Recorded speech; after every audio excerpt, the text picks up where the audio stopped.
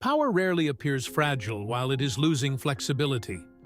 Institutions are usually judged by whether they still function, whether orders are still obeyed, whether revenues still arrive, whether officials still occupy their offices. Yet authority can remain visibly intact even as its ability to respond begins quietly narrowing. The strain emerges not through open defiance, but through delay. Information arrives later than conditions change. Decisions take longer than pressures accumulate. The structure continues moving, but adjustment becomes increasingly difficult. This period matters because it is often the moment when strength begins producing its own constraints.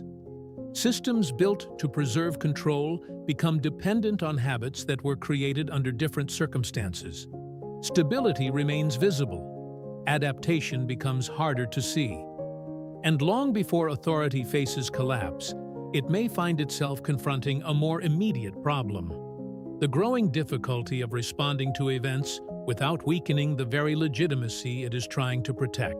The pattern appeared repeatedly throughout history, but few examples reveal it more clearly than the later decades of the Roman Empire during the 3rd and 4th centuries. Imperial authority still governed vast territories stretching from Britain to the Near East.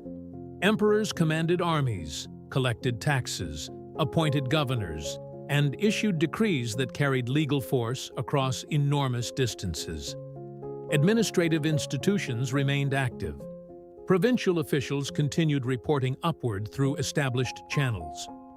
Military garrisons guarded frontiers. Roads connected regions that had been integrated for generations. Pressure, however, was accumulating within this structure. External threats required constant military attention. Economic disruptions complicated revenue collection. Population movement altered long-standing administrative assumptions. Each challenge demanded response, but each response depended upon institutions already burdened by the scale they were expected to manage. Authority still functioned. Orders still traveled. Compliance still existed. Yet beneath the appearance of continuity, flexibility was beginning to narrow. Imperial governments traditionally relied upon the assumption that information could travel fast enough for central decisions to remain relevant. That assumption became increasingly difficult to maintain. Reports moved across provinces. Recommendations passed through layers of administration. Decisions returned to regions already confronting new circumstances. The delay was rarely dramatic. It accumulated gradually. A provincial governor waiting for clarification might postpone enforcement. Local officials adjusted procedures while awaiting confirmation. Merchants altered prices without knowing whether existing regulations would remain in effect. Authority responded by expanding administration. More officials were appointed. Responsibilities became increasingly specialized. Layers intended to improve coordination multiplied throughout the system. Each addition solved an immediate problem. Each addition also created new pathways through which information and decisions had to travel. For a time, the expansion appeared successful. Administrative capacity increased, oversight improved, records became more detailed. Imperial authority seemed more present than before. Yet complexity introduced a different pressure.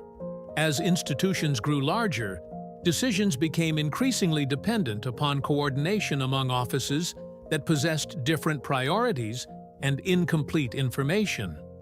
Problems once handled locally often required broader approval. Responses became more comprehensive, but also slower. Silence frequently followed official action.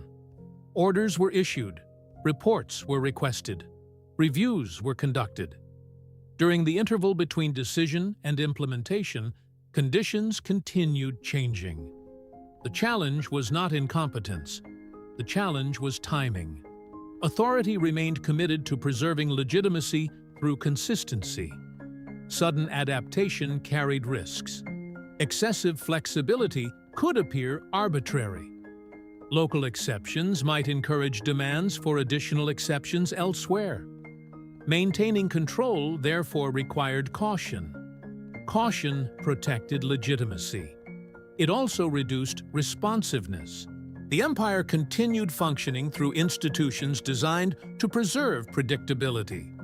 Those same institutions increasingly struggled to accommodate variation.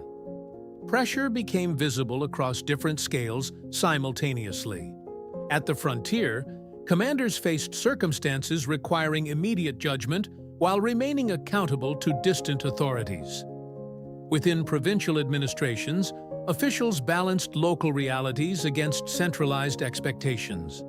At the imperial court, rulers confronted growing volumes of information without corresponding increases in certainty. Each level attempted to preserve order. Each level also contributed to delay. Communities awaiting tax adjustments continued operating under previous assessments. Regional administrators implemented directives whose assumptions no longer matched local conditions. Enforcement remained active, but alignment became increasingly difficult. Authority often interpreted these tensions as evidence that greater supervision was necessary. Additional oversight appeared safer than decentralization. More detailed regulations appeared safer than discretionary authority. Greater standardization appeared safer than local variation. These decisions were understandable. They were also cumulative. Every measure intended to strengthen control increased dependence upon the administrative machinery required to enforce it. Every expansion of oversight required additional coordination. Every new procedure generated further expectations of compliance and review. The structure became more capable in certain respects and less adaptable in others. A subtle shift emerged. The question facing authority was no longer simply whether decisions could be made. The question became how quickly those decisions could move through institutions increasingly responsible for preserving their legitimacy. Response remained possible. Response simply required more time, and time was becoming increasingly important. Military pressures demanded resources.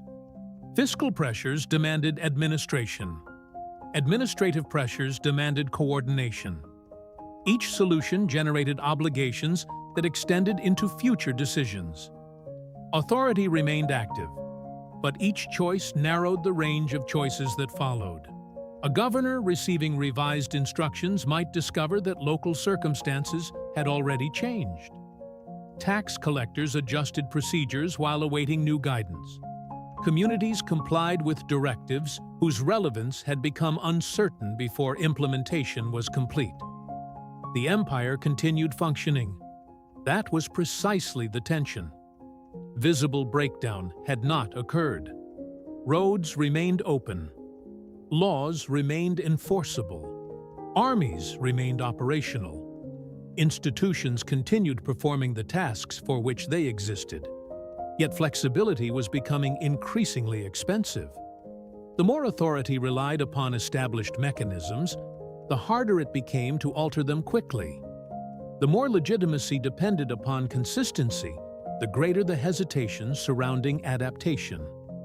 The more coordination was required, the more delay entered the process. Eventually, these pressures became difficult to ignore. Imperial authorities confronted situations where preserving legitimacy and increasing responsiveness no longer appeared perfectly compatible. Decisions that strengthened one objective sometimes complicated the other. Reports revealed problems that required action, yet action itself carried risks. Recognition emerged gradually. Officials understood that response was slowing. Administrators recognized that complexity was increasing. Rulers perceived pressures that previous institutions had not been designed to manage. But awareness did not automatically produce flexibility. Authority still possessed resources. Institutions still operated. Recovery still appeared possible. Existing structures had overcome difficulties before. There remained reason to believe they could do so again. Yet the space available for adjustment was narrowing. Every solution now interacted with multiple existing obligations. Every reform entered a system already shaped by decades of accumulated responses.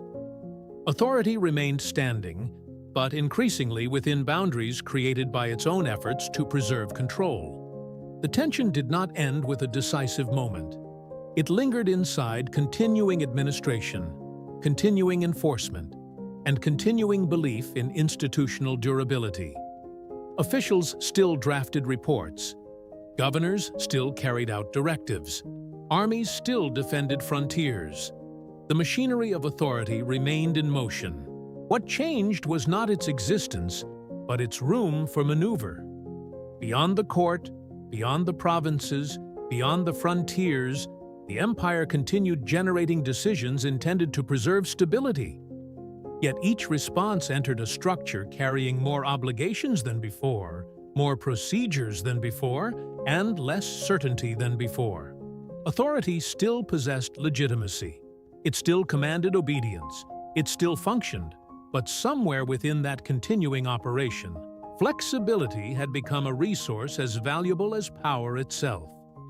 And while institutions remained active, while decisions continued moving through familiar channels, the pressure persisted quietly inside the very mechanisms designed to contain it.